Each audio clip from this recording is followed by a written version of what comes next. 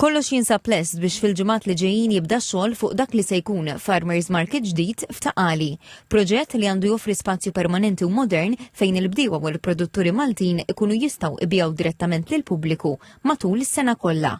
Il-proġett qed jitmexxa mill-Ministeru għall-Agrikoltura flimkien mal-Malta Food Agency u ġie ppreżentat waqt laqgħa mal-bdiewa fis-sit fejn se jitwettaq l-investiment. F'konferenza tal-aħbarijiet ġie spjegat kif dan il-Farmers Market se jitrasforma ż-żona ta' Taqali f'destinazzjoni agrikola u alimentari ġdida b'enfasi fuq il-promozzjoni tal-prodott lokali u l-konnessjoni bejn il-bdiewa u l-konsumaturi. Fost l-elementi ewlenin tal-proġett hemm eatery dedikata għall-ikel Malti fejn il-viżitaturi jkunu jistgħu jduqu prodotti lokali preparati friski bħala parti mill-kunċett Farm to Fork.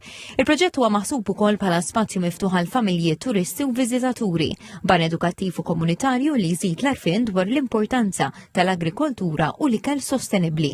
Il-Malta Food Agency qalet li dan l-investiment għandu jsaħħaħ il-fiduċja fil-prodott Malti u joffri pjattaforma ħjar għal bdiewa, sajjieda u produtturi biex jippreżentaw il-prodotti tagħhom. Id-Deputat Prim Ministru Ian Borg qal li kull investiment fil-prodott Malti ifisser investiment fir-reżiljenza u sostenibilità tal-pajjiż, filwaqt li sostna li l-Farmers Markets ikunu wkoll attrazzjoni turistika għal dawk li jfittxu esperjenzi gastronomiċi awtentiċi.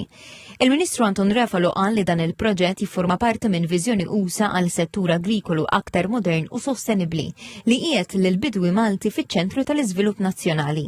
Is-Segretarju Parlamentari Omar Farrugia spjega li d-Dipartiment tax-Xogħlijiet Pubbliċi se jkun qed jaħdem fuq dan il-proġett biex jinħoloq spazju aktar organizzat ta' fejn il-prodott lokali kun jista' jinbih f'ambjent aktar modern u komdu.